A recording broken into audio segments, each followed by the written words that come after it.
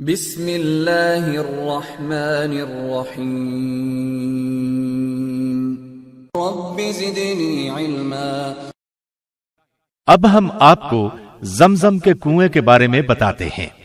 چاہے زمزم کی کھدائی اور چشمہ پھوٹ پڑنے کا قصہ مشہور ہے۔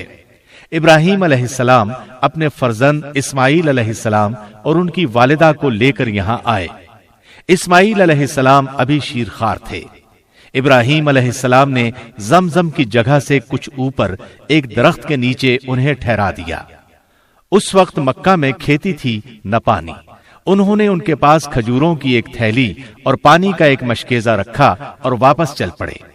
اسماعیل کی ماں ان کے پیچھے بھاگیں اور پکاریں، ہمیں اس بے آباد وادی میں چھوڑ کر کہاں جا رہے ہیں؟ انہوں نے کئی بار یہ الفاظ پکارے مگر ابراہیم علیہ السلام نے توجہ نہ کی۔ آخر کار انہوں نے کہا، کیا اللہ تعالیٰ نے آپ کو اس کا حکم دیا ہے؟ اس پر ابراہیم علیہ السلام نے فرمایا، ہاں۔ یہ سن کر انہوں نے کہا، پھر اللہ تعالیٰ ہمیں ضائع نہیں کریں گے۔ یہ کہہ کر وہ واپس درخت کے نیچے چلی گئیں۔ ابراہیم علیہ السلام چلتے گئے، یہاں تک کہ جب گھاٹی میں پہنچے جہاں سے وہ انہیں دیکھ نہیں سکتے تھے تو بیت اللہ کی طرف منہ کیا، ہاتھ اٹھائے اور دعائیں کی۔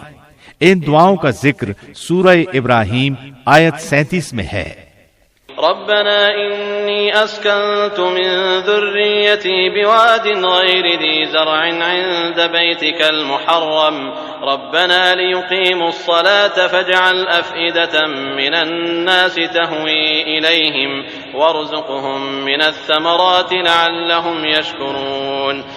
اے ہمارے رب، میں نے اپنی کچھ اولاد اس بے آب و گیاہ وادی میں تیرے حرمت والے گھر کے پاس لا بسائی ہے۔ اے اللہ، یہ اس لیے کہ وہ نماز قائم رکھیں، پس تو کچھ لوگوں کے دلوں کو ان کی طرف مائل کر دے اور انہیں پھلوں کی روزیاں عنایت فرما تاکہ یہ شکر گزاری کریں۔ اسماعیل علیہ السلام کی والدہ سکون سے انہیں دودھ پلاتی رہیں اور خود پانی پیتی رہیں، یہاں تک کہ پانی ختم ہو گیا اور بچہ پیاس سے بلکنے لگا۔ وہ بے بسی سے اسے بلکتا دیکھتی رہیں، آخر رہ نہ سکیں تو اٹھ بھاگیں۔ قریب ترین پہاڑی صفا تھی، اس پر چڑھ کر ادھر ادھر دیکھا شاید کوئی نظر آ جائے، لیکن کوئی نظر نہ آیا تو نیچے اتری۔ ہموار زمین تک پہنچی تو قمیص کا کنارہ ہاتھ میں پکڑ کر ایک مصیبت زدہ انسان کی طرح بھاگتی ہوئی مروہ پہاڑی تک آئیں۔ اس پر چڑھ کر بھی ادھر ادھر دیکھا مگر کوئی نظر نہ آیا۔ 7 مرتبہ اسی طرح کیا۔ رسول اللہ صلی اللہ علیہ وسلم فرماتے ہیں، سعی اسی بنیاد پر شروع ہوئی۔ جب وہ آخری مرتبہ مروہ پر چڑھیں تو انہیں ایک آواز سنائی دی۔ اپنے آپ سے بولیں، چپ۔ پھر غور سے آواز کو سننے کی کوشش کی، پھر بولیں، میں نے تیری آواز سن لی ہے، اگر کچھ مدد کر سکتا ہے تو کر۔ اب جو نظر اٹھی تو ایک فرشتہ زمزم والی جگہ کے پاس کھڑا نظر آیا۔ فرشتے نے زمین پر اپنی ایڑی یا پر مارا اور پانی نکل آیا۔ وہ بھاگی بھاگی آئیں اور اپنے ہاتھوں سے اس جگہ کے گرد حوض سا بنانے لگیں۔ چلو میں پانی لے لے کر مشکیزہ بھرنے لگیں۔ ادھر پانی جوش سے ابل رہا تھا۔ بخاری میں ہے، سیدنا ابن عباس رضی اللہ عنہما بیان کرتے ہیں کہ نبی اکرم صلی اللہ علیہ وسلم نے فرمایا، لو تركت زمزم او قال لو لم تغرف من الماء لكانت زمزم عينا معينا۔ اگر سیدہ ہاجرہ علیہ السلام نے زمزم کے پانی کو اسی طرح رہنے دیا ہوتا اور چلو بھر کر مشکیزے میں نہ ڈالتی تو زمزم ایک کنویں کی بجائے جاری چشمہ بن جاتا۔ اب انہوں نے پانی پیا، بچے کو دودھ پلایا تو فرشتہ کہنے لگا، یہ نہ سمجھنا کہ تم ضائع ہو جاؤ گے، یہ سامنے اللہ کا گھر ہے، اس گھر کو یہ بچہ اور اس کے والد نئے سرے سے بنائیں گے۔ اللہ اپنے دوستوں کو ضائع نہیں کرتے۔ عرصہ دراز کے بعد اور طویل سلسلہ شب و روز کے گزرنے سے زمزم ناپید ہو گیا، اس کے آثار مٹ گئے۔ علامہ یاقوت حموی اپنی کتاب موجم البلدان میں لکھتے ہیں کہ زمزم کے جاری ہونے پر لمبی مدت گزر گئی، یہاں تک کہ سیلابوں اور بارشوں نے اس کے نشانات کو مٹا دیا۔ صحیح بات یہ ہے کہ بنو جرہم جب مکہ چھوڑ کر چلے گئے تو انہوں نے خود ہی اس کنویں کو مٹی سے پاٹ دیا. پھر عرصہ دراز تک زمزم ناپید رہا. کسی کو اس کی جگہ تک کا پتہ نہ تھا، یہاں تک کہ سردار عبد المطلب کو حاجیوں کو پانی پلانے اور کھانا کھلانے کے عہدے ملے. تب انہوں نے خواب میں دیکھا کہ ان سے کہا گیا طیبہ کھودو. پوچھا طیبہ کیا ہے؟ اگلے دن پھر خواب میں کہا گیا برہ کھودو. برہ کا مطلب ہے بہت زیادہ نفع بخش. انہوں نے پوچھا برہ کیا ہے؟ تیسرے دن پھر خواب میں دیکھا. اس مرتبہ کہا گیا مظنونہ کھودو. مظنونہ کا مطلب ہے بخل سے کام لینا، کیونکہ بے ایمان لوگوں کو اس سے فائدہ پہنچانے میں بخل ہی سے کام لیا گیا ہے. پوچھا گیا مظنونہ کیا ہے؟ اس پر کہا گیا زمزم کھودو. انہوں نے پوچھا زمزم کیا ہے؟ کہا گیا کھودو، اس سے تمہیں اور تمہاری اولاد کو عزت حاصل ہوگی. یہ کبھی سوکھے گا نہ اس کا پانی کم ہوگا، گویا قیامت تک جاری رہے گا. حاجیوں کو پلایا جائے گا. پھر اشارے میں بتایا گیا کہ جہاں جانور ذبح ہوتے ہیں وہاں سے کھودو. دوسرے دن سردار عبد المطلب اٹھے، اپنے بیٹے حارث کو ساتھ لیا، کدال اور کسی لے کر وہاں پہنچے. ان دنوں حارث کے علاوہ ان کا کوئی بیٹا نہیں تھا. یہ 3 دن تک کھودتے رہے. آخر کنویں کے آثار نظر آئے. خوشی کے مارے نعرہ تکبیر بلند کیا اور فرمایا یہ ہے اسماعیل کا کنواں. اب قریش کہنے لگے ہمیں بھی اس سعادت میں شریک کرو. اس پر آپ نے فرمایا میں تم لوگوں کو اس میں شریک نہیں کروں گا. یہ میری خصوصی فضیلت ہے. جسے چاہو فیصل مان لو، اسی سے فیصلہ کروا لیتے ہیں. انہوں نے بنی سعد کی کاہنہ کا نام لیا. پھر سب اس کی طرف چل پڑے. راستے میں اس قدر پیاس لگی کہ مرنے کے قریب پہنچ گئے. سردار عبد المطلب کہنے لگے اس طرح چپ چاپ بیٹھے رہنا تو نکما پن ہے، کیوں نہ ادھر ادھر پانی تلاش کریں، اللہ تعالی ضرور ہمیں پانی عطا کریں گے. چنانچہ وہ چلے.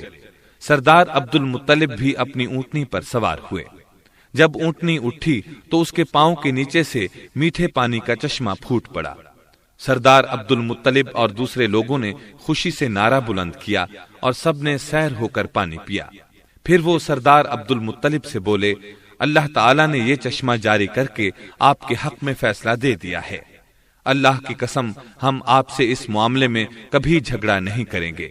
پھر وہ واپس آ گئے اور زمزم کھودنے میں کوئی رکاوٹ نہ بنے. زمزم کے بہت سے نام ہیں. نام زیادہ ہونا بھی عظمت کی دلیل ہوتی ہے. کہا گیا ہے کہ عربوں کے نزدیک زمزمہ کثرت اور اجتماع کو کہتے ہیں. چونکہ یہ پانی بہت زیادہ ہے اس لیے اس کا نام زمزم رکھا گیا ہے.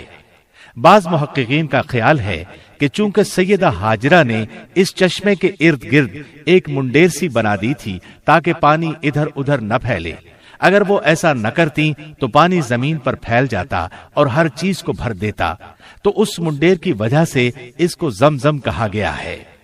زمزم کے علاوہ اس کے چند نام شباء، برہ، طیبہ، بشرا، اونا، صافیہ، شراب الابرار اور مظنونہ ہیں. ان کے علاوہ بھی کچھ نام ہیں. اب زمزم کے پانی کی فضیلت کا بیان ہو جائے. بہت سی احادیث اور آثار میں اس کی فضیلت آئی ہے.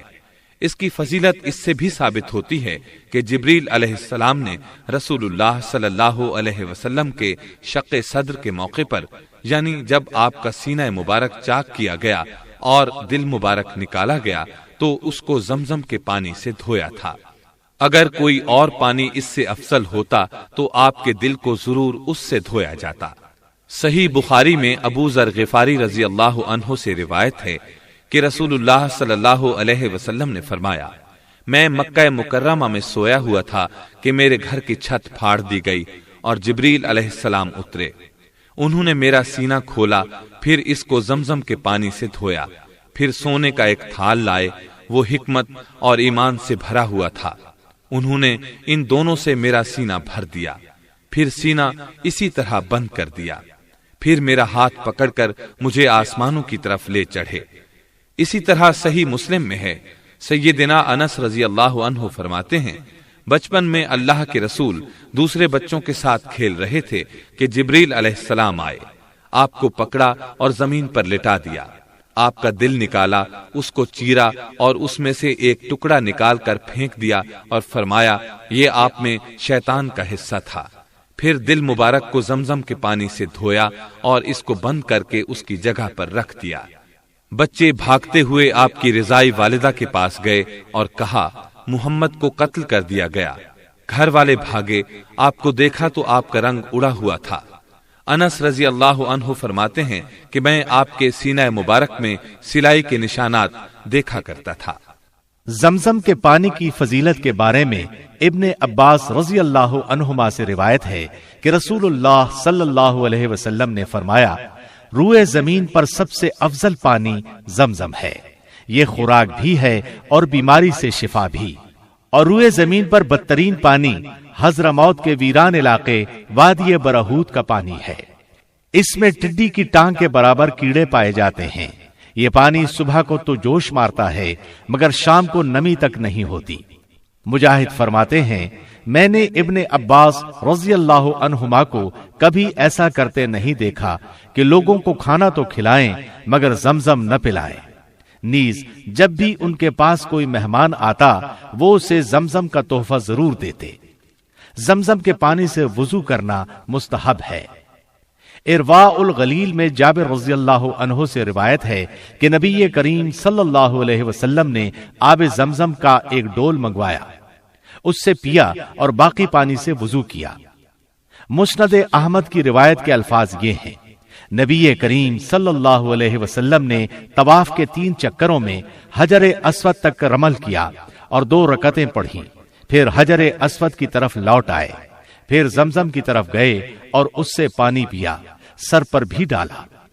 صحیح احادیث سے ثابت ہے کہ آب زمزم میں شفا ہے، اور یہ بات ہر دور کے واقعات سے بھی متواتر ثابت ہے کہ اللہ تعالیٰ نے آب زمزم کے ذریعے ایسے مریضوں کو شفا بخشی جو علم طب کی روح سے لا علاج تھے، اور ڈاکٹر حضرات ان کی زندگیوں سے مایوس ہو چکے تھے۔ ابن عباس رضی اللہ عنہما سے روایت ہے کہ رسول اللہ صلی اللہ علیہ وسلم نے فرمایا خیر ماء على وجه الارض ماء زمزم فيه طعام من الطعم وشفاء من السقم۔ روئے زمین پر بہترین پانی آب زمزم ہے، یہ خوراک بھی ہے اور بیماری سے شفا بھی، اس لیے جو شخص شفا کی نیت سے پیے گا اللہ تعالیٰ اسے اپنے فضل سے شفا عطا فرمائیں گے۔ مسند احمد میں مذکور ہے، ابو حمزہ کہتے ہیں میں ابن عباس رضی اللہ عنہما کے پاس سائلین کی ترتیب لگایا کرتا تھا، چند دن نہ گیا، انہوں نے پوچھا اتنے دن کیوں نہیں آئے؟ میں نے عرض کیا مجھے بخار تھا، انہوں نے فرمایا رسول اللہ صلی اللہ علیہ وسلم کا فرمان ہے بخار جہنم کا جوش ہے، اس لیے اس کو زمزم کے پانی سے ٹھنڈا کر لیا کرو۔ قیس بن کرکم کہتے ہیں میں نے ابن عباس رضی اللہ عنہما سے گزارش کی جناب مجھے زمزم کے بارے میں کچھ بتائیں، انہوں نے فرمایا نہ یہ ختم ہو سکتا ہے نہ کم، خوراک کی جگہ بھی کفایت کرتا ہے اور بیماری سے شفا بھی دیتا ہے اور ہر معلوم پانی سے بہتر ہے۔ سیدنا ابو ذر غفاری رضی اللہ عنہ نے پورا 1 ماہ صرف آب زمزم پر گزارا، ان کے پیٹ میں آب زمزم کے سوا کوئی چیز داخل نہیں ہوئی تھی، اس کے باوجود ان کے جگر پر بھوک سے کوئی کمزوری ظاہر نہ ہوئی۔ ابو ذر غفاری رضی اللہ عنہ نے خود بیان کیا ہے جب میں مسلمان ہوا تو میں نے گزارش کی اے اللہ کے رسول صلی اللہ علیہ وسلم میں 30 دن سے یہاں رہ رہا ہوں، آپ نے پوچھا کہاں کھاتا پیتا رہا؟ میں نے عرض کیا اللہ کے رسول آب زمزم کے سوا کوئی خوراک نہیں تھی، پھر بھی میں اتنا موٹا ہو گیا کہ پیٹ پر بل پڑنے لگے اور مجھے ذرہ بھر کمزوری محسوس نہیں ہوئی۔ آپ صلی اللہ علیہ وسلم نے فرمایا یہ بابرکت پانی ہے، خوراک کی جگہ بھی کفایت کرتا ہے۔ ابن عباس رضی اللہ عنہما کا زمزم کے بارے میں فرمان ہے ہم آب زمزم کو شباع کہتے تھے، یعنی سیر کر دینے والا، یہ فقر کے خلاف